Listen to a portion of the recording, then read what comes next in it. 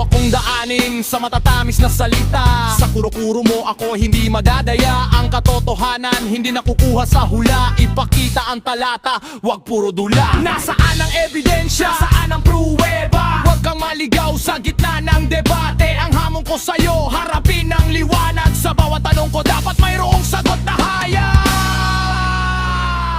Basa, saan mababasa?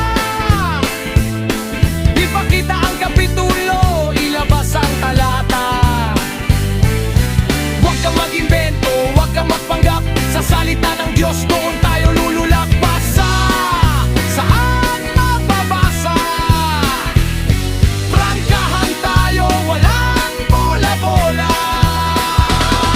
Sabi mo ganito, sabi mo ganyan, pero sa kasulatan wala namang matagpuan. Ng bulag na tagakayod, sa hukay ang tuloy. Kaya't ang maling aral dapat nang itapon sa apoy. Diretsong sagot, huwag kang paligoy-ligoy. Sa katotohanan tayo ay magpatuloy. Isang tanong, isang sagot, iyan ang patakaran ng Biblia. Ang sandigan, ang tanging batayan. Basa, saan mababasa? Ipakita ang kapitulo, ilabas ang talata. Huwag kang mag-invento, huwag kang magpanggap. Sa salita ng Diyos doon tayo lululak. Basa, saan mababasa? Prangkahan tayo, walang bola-bola.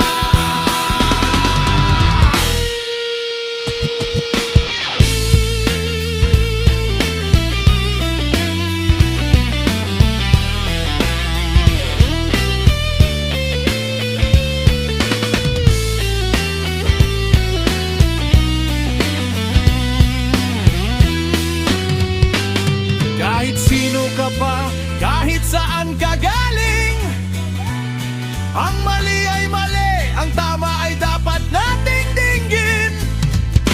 Huwag kang matakot sa katotohanan, ang karunungan ay nasa kasulatan.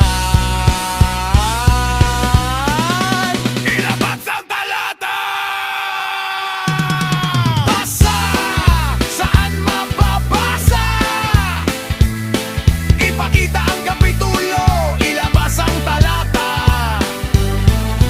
Huwag kang mag-invento, huwag kang magpanggap. Sa salita ng Diyos doon tayo lululak. Basa, saan mababasa? Prangkahan tayo, walang bola-bola. Kababayan, pakitandaan ito, ang nakasulat sa Biblia. Mateo 24, Kapitulo 24. Basa! Sapagkat may magsisilitaw na mga bulaang Kristo at mga bulaang propeta at mga nagpapakita ng mga dakilang tanda at mga kababalaghan. Ano pa't ililigaw kung maaari pati ng mga hirang. At ito pa ang isang talata. Basa, Deuteronomio 12, Kapitulo 32. Kung anong bagay ang iniutos ko sa iyo ay siya mong isasagawa. Huwag mong dadagdagan ni babawasan.